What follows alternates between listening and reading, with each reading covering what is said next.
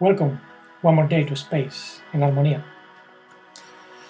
Today I'm going to address a beautiful issue, probably the most important question in human life, which is divine marriage, the union with our true spiritual self, what in ancient times was known as the spiritual husband, or even the bridegroom, because we have to acknowledge that until we are fully united with that spiritual essence and express our divine personality fully on earth, we cannot speak of full marriage yet.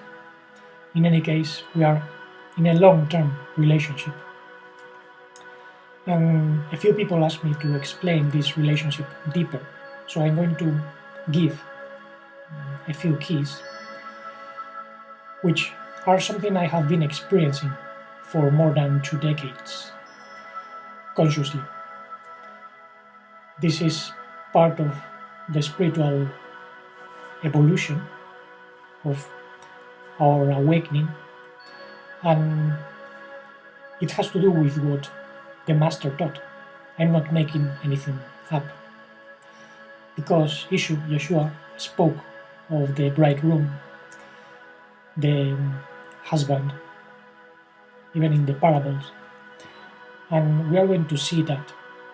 But we have to realize that in order to become what we are, we have to get rid of everything we are not.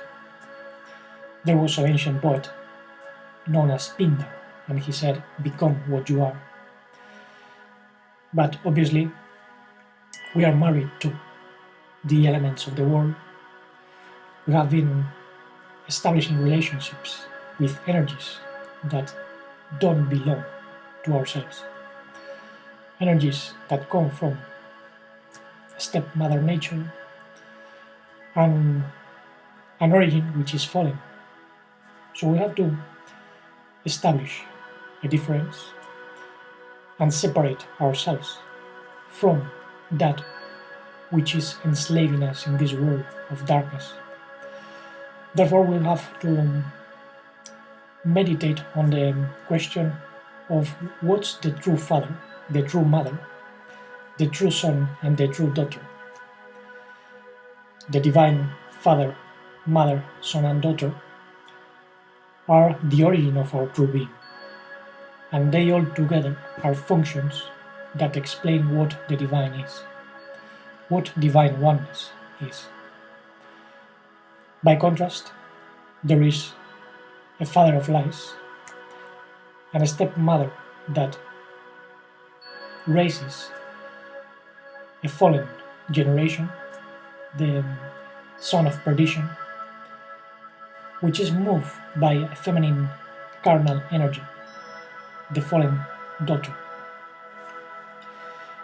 Those are the two basic interpretations or readings of the Tetragrammaton Yud Kei Vav Kei. Father, mother, son, and daughter are functions, but this can be fallen. So, our true being was emanated from a source, a holy source, we know as the Father of Lights. Each one of the lights are our seeds. In ancient times, they were known as logoi spermatikoi, the sperm of the Logos. Logos is intelligence, and our being is an intelligence that is sown on earth so that it flourishes. But in order to flourish, it needs care, nurturing, and that's the function of the mother. And first of all, it's seated on the radiance of the Holy One. That radiance is a space of light known as the feminine spirit, the mother, the cosmic divine mother, that is receptive and somehow helps life to arise. And the divine life and light comes to be developed in different galaxies, planets, becoming an offspring, a divine offspring, in which there is a masculine and a feminine side, mirroring the father and the mother. So the son and the daughter are somehow the offspring, but they are united. The son is the light, the intelligence, the divine mind, running through the souls, which are the daughter. And the daughter, in principle, comes from the mother, but it's united to the divine son when there is harmonia, union. However, in our system, in this fallen universe, which is just a little portion of the true universe, the daughter was exiled. It became disconnected because some architects, fallen angels, modified certain organisms, and divine consciousness that comes from the mother became trapped, and this is known as the exile of the Shekinah. This is why we can speak of a father of lies that modified certain conditions, generating a step-mother nature that gives rise to a fallen offspring, in which the divine son doesn't grow because his vessel, which are the souls, the collective body, have been hijacked by another energy. The fallen son and the fallen daughter, even a fake daughter, because there is a replacement or a substitute, also known as the prostitute, the whore. We are going to see that this is actually what made Adam fall in the Gan Eden. But it's still operating in humanity. And before going there, let's see how this mirrors in how marriages don't work usually in our planet. There is more than 60% of divorce in society.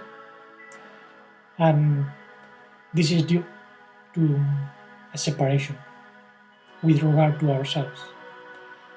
If we are not faithful with our true being, we cannot be faithful with others. This is why families become dysfunctional. Marriages don't work usually. Brothers and friends usually quarrel and even separate, even after a long-term relationship. That's very sad. And believe me, there is an evil energy behind those separations, because there is an enemy of humanity which not only wants to use humanity as a vessel for destruction, but wants destruction for humanity. And I have been seeing this in many different types of relationships.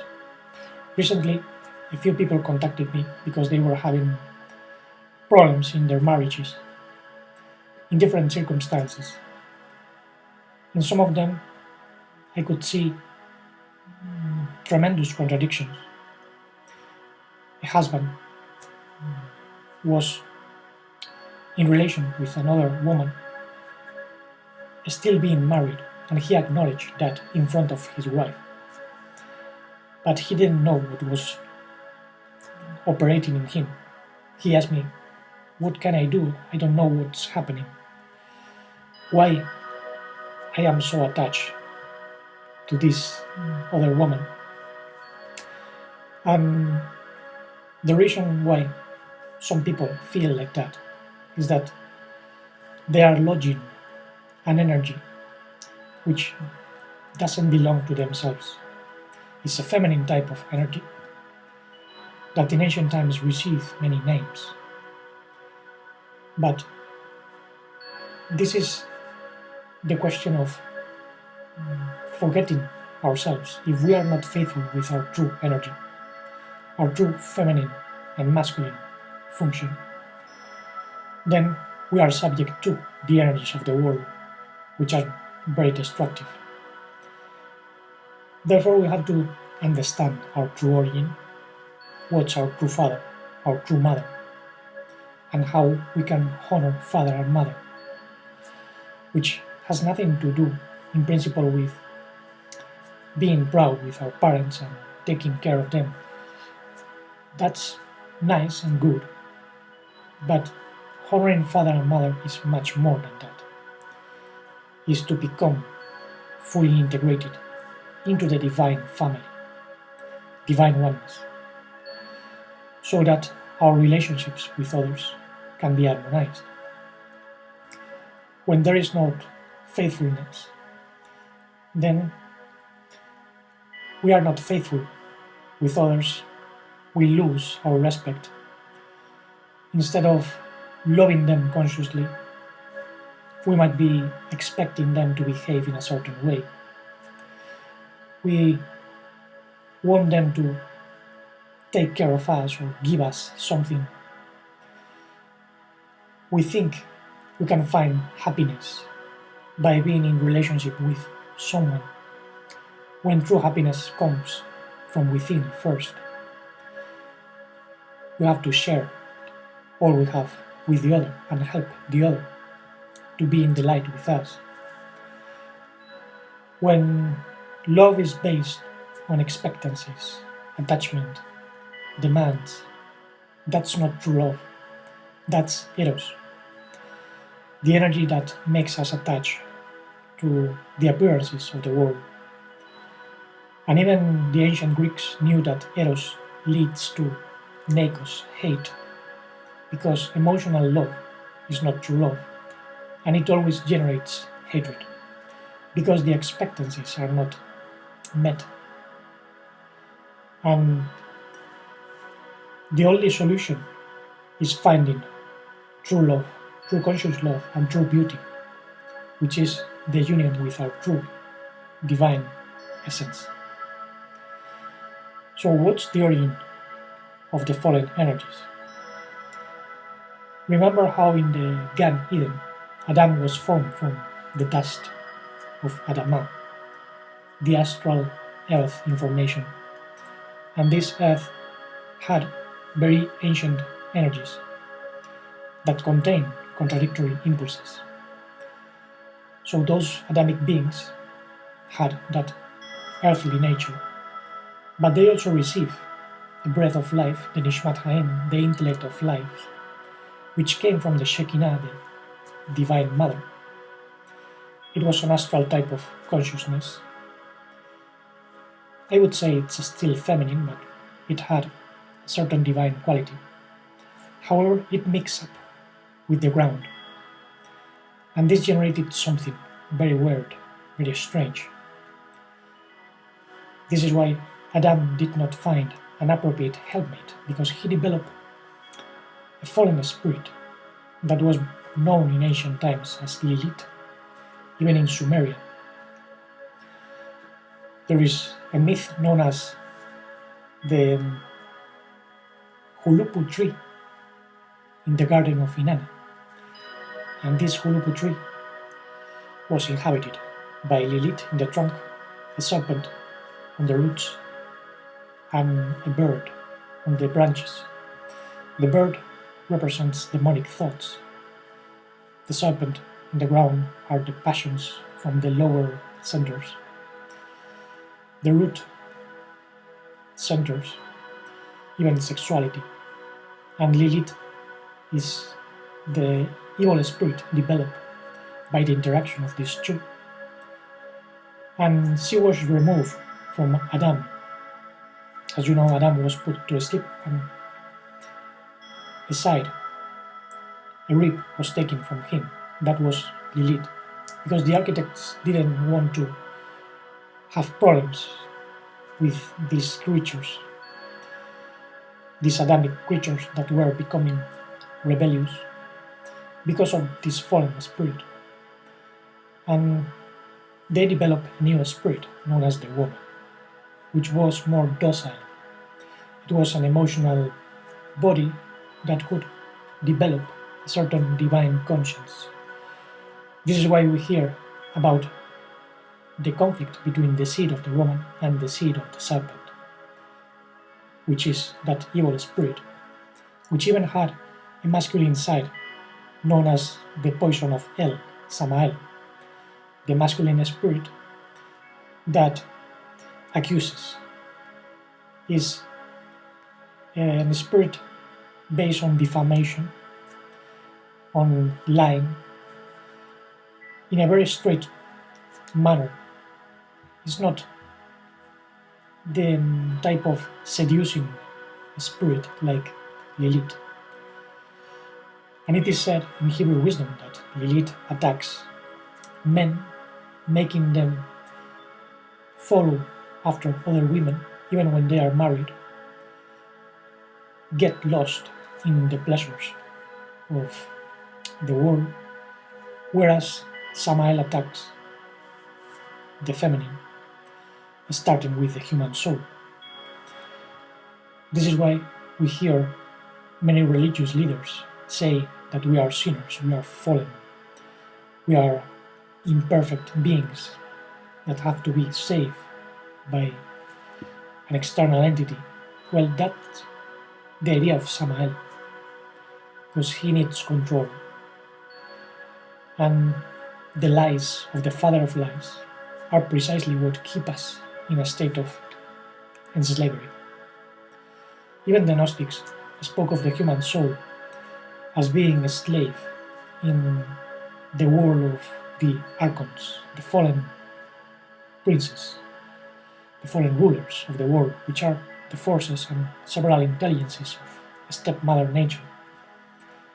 And these indeed keep the human soul trapped in Gilgulim cycles of repetition, because until we are fully united with our true being, we are subject to the recycling of stepmother nature, and this means that when our physical journey ends, we might have to come back in another existence, but this is not the reincarnation of the full person, just a fragment of the soul. The soul might be shown an image of a god, a pet, or parents, or other type of familiar view. There are intelligences that do that, and then they say you have to come back, but to come back under their conditions of karma, cause and effect. And that's precisely what the Master came to cancel, because as true divine beings, we don't deserve to be slaves of anything or anyone. We have to be fully united with our divine head, our spiritual husband. But we have to be faithful in the long-term relationship. And this implies getting rid of the strange woman, Lilith, which makes us go after the energies of the world. There are other manifestations of that energy. She was also known as Jezabel, the spouse of Akab, the spirit of religious zeal. When someone feels offended by another way of thinking, because that contradicts the own beliefs, and that person becomes angry and tries to convince others, well, that's the spirit of Jezabel. And she chased Eliyahu, who went into a cave, if you remember, and that's where he found the small still voice, because we have to go inside deeply into the silence to escape the influences of the strange woman, which is the prostitute. The forces of the world want us to believe we are the prostitutes, that the human soul is the prostitute, but the true divine soul is not prostitute. It might be having relations with the prostitute and the male spirit of the prostitute, but that's a false belief.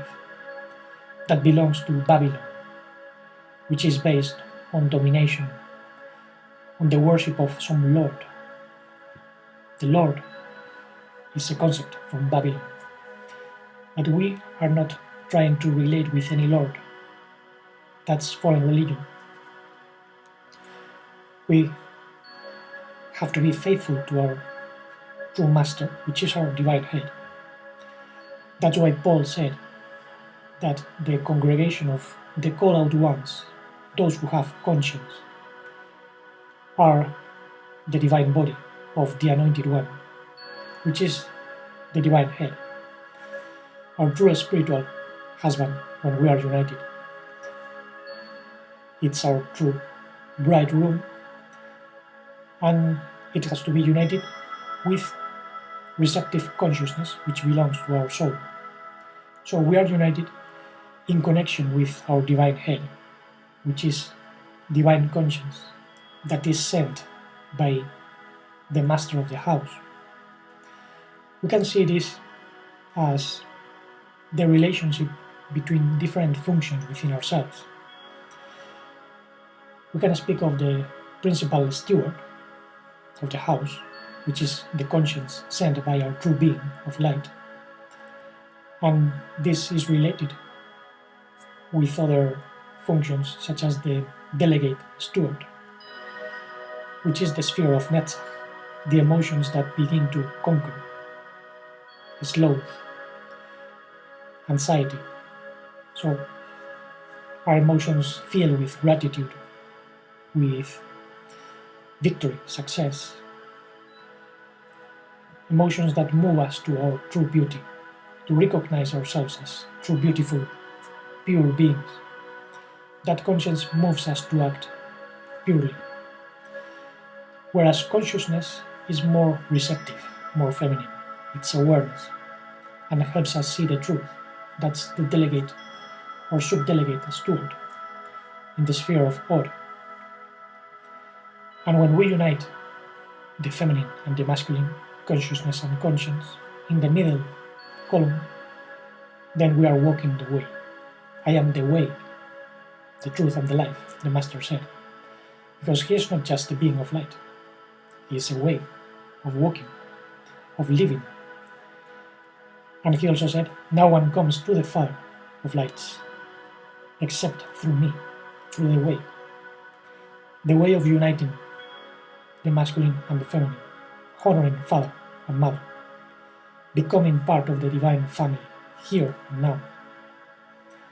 This is how we escape the influence of the strange woman and her evil husband. Because we become whole, we recognize the beauty that we are. And even though there are problems outside, even if the world is crazy, that's part of the world, not of us. When we become what we truly are, then we are free in the mind and the heart. And this is precisely what we are called to be. Obviously, it's not easy, because we have to be faithful in a long-term relationship.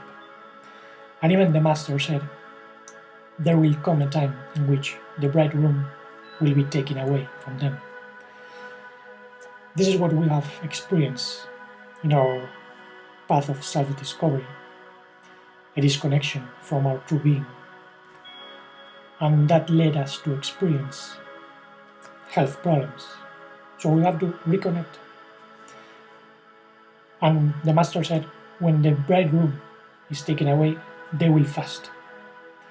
But he was not referring to physical fasting, depriving ourselves from physical food, which can be very helpful if you know how to fast rationally. Not to self-mortificate, but to purify the body, eating less. 12 hours, 14 hours, that's okay.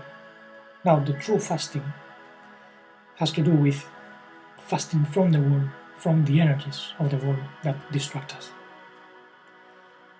We have to go inside and practice true fasting, which was even described by Prophet Isaiah. He said that true fasting, tzum in Hebrew, is clothing those who have no clothes, taking care of the widows, feeding those who are hungry. And this should be interpreted spiritually, esoterically. It's good to clothe those who don't have physical clothes and give them food. But he was speaking about spiritual widows, spiritual relations. So we have to feed with spiritual teachings, provide spiritual garments, take care of those souls that lost their husbands, their bridegrooms. That's what some of us are doing with this type of teaching. We are providing clothes, food, care, and it's not easy, but it's part of our fasting from the world. And that's how we become faithful to our true bridegroom, because we express the love of the father and the mother. So we also become part of the mother, realize how we are not separate from the mother. We are an expression of the mother as well. And we have to take care of the divine baby within. The divine baby that has been born from a seed that was planted. The seed of the woman contained the seed of man, the Son of Man, which is our son. It's growing. Some of you might have that in an embryo state, and you have to be born.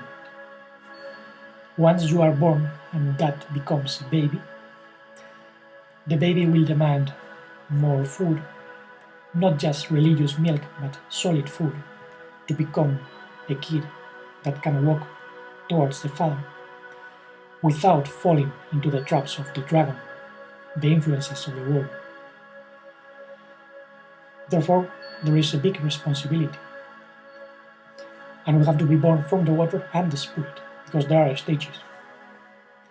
One day I will explain the stages of consciousness: earth, water, air and fire, which are connected to different aspects of ourselves. And I will also explain how the way is mirrored in the Masarot, the zodiacal signs, and also in the prayer taught by the Master. Our Father who are in heaven, he was referring to the Father of lights, not the Father of lies, which is different. The Father of lies is the one that is deceiving us, because he implanted a certain nature which is fallen. That was the enemy man of Matthew 13.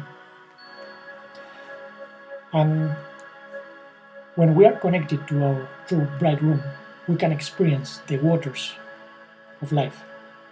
That's why when Master Yeshu met the Samaritan woman in the well, he said that he had the waters that can quench all thirst.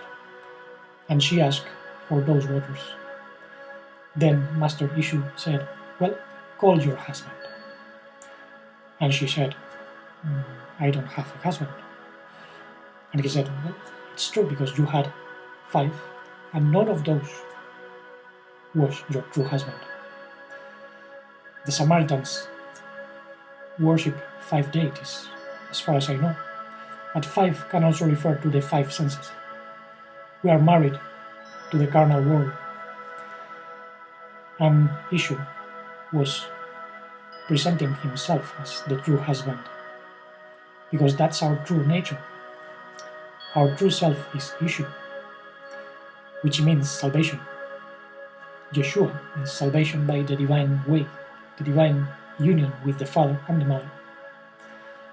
And that's how we become part of the Anointed One on earth, part of his body, walking the way, saving our human soul, which is the exiled Shekinah, and has to be back, has to be safe, because our spirit of life is safe.